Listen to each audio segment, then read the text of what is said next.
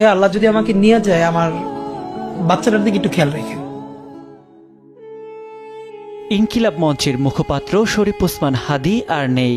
গুলিবিদ্ধ হয়ে সিঙ্গাপুরে চিকিৎসাধীন অবস্থায় বৃহস্পতিবার রাত ৯টা ৪০ দিকে মারা যান তিনি। হাদির ভেরিফাইড ফেসবুক পেজ থেকে এক পোস্টে বলা হয়, ভারতীয় আধিপত্যবাদের মোকাবেলায় মহান বিপ্লবী ওসমান হাদিকে আল্লাহ শহীদ হিসেবে কবুল করেছেন।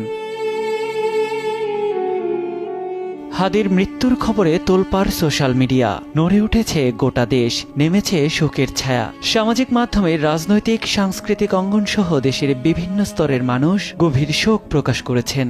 বিশেষত তারুণ্য ও বিপ্লবীদের মাঝে নেমে এসেছে গভীর শোকের ছায়া। সংস্কৃতি বিষয়ক উপদেষ্টা ও নির্মাতা মোস্তফা সরোয়ার ফারুকী লিখেছেন, আমাদের ভাই হাদি রওনা দিয়েছেন অনন্তের পথে। আবরার, আবু সাইদের মতো হাদি না থেকেও আরও বেশি করে থাকবেন বাংলাদেশের বুকে।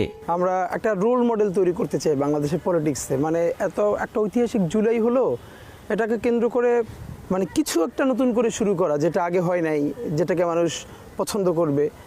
তা আমরা খুব সাহস নিয়ে শুরু করেছিলাম।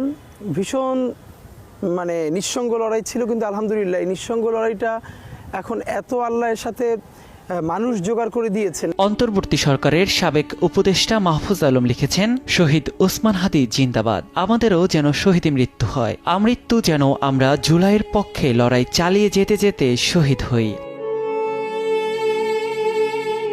সাবেক আরেক উপদেষ্টা আসিফ মাহমুদ সজীব ভুইয়া লিখেছেন, জুলাই গণঅভ্যুত্থানের অগ্রসৈনিক আধিপত্যবাদ বিরোধী লড়াইয়ের সংগ্রামী নেতা ও ইনকিলাব মঞ্চের মুখপাত্র ওসমান হাদি ভাই শাহাদাত বরণ করেছেন। ৫৬,০০০ বর্গমাইল জুড়ে আমার ভাইয়ের শহীদী আত্মদান মজলুমী জনগোষ্ঠীর মুক্তির সংগ্রামে এক অনন্ত প্রেরণার নাম হয়ে থাকবে। জান দেব তবু জুলাই দেব না, ইনকিলাব জিন্দাবাদ। ওসমান হাদির মৃত্যুতে সামাজিক মাধ্যমে প্রতিক্রিয়া জানিয়েছেন হাসনাত আব্দুল্লাহ। এক সংক্ষিপ্ত পোস্টে তিনি লিখেছেন, শহীদ আলহামদুলিল্লাহ। শোবিজ তারকাদের অনেকেই তৎক্ষণাৎ প্রতিক্রিয়া জানিয়েছেন। নির্মাতা মাবরুর রশিদ বান্না লিখেছেন, আমার ভাই মহান বিপ্লবী ওসমান হাদি শাহাদাত বরণ করেছেন। এই পোস্টের কিছুক্ষণ পরই ফেসবুক লাইভে আবেগাপ্লুত হয়ে পড়েন এই নির্মাতা। ছোট পর্দার অভিনেত্রী রুকায়া জাহান চমক লিখেছেন, শরীফ ওসমান হাদি নামটি মনে রেখো। এছাড়াও শ্রাবন্তী, স্বপ্নম ফারিয়া সহ শোবিজের অনেক তারকায় হাদির মৃত্যুতে শোক প্রকাশ করেছেন। ঢাকা ৮ আসনে সম্ভাব্য স্বতন্ত্র প্রার্থী ছিলেন ওসমান হাদি। ত্রয়োদশ জাতীয় সংসদ নির্বাচন ও গণভোটের তফসিল ঘোষণার পরদিন গত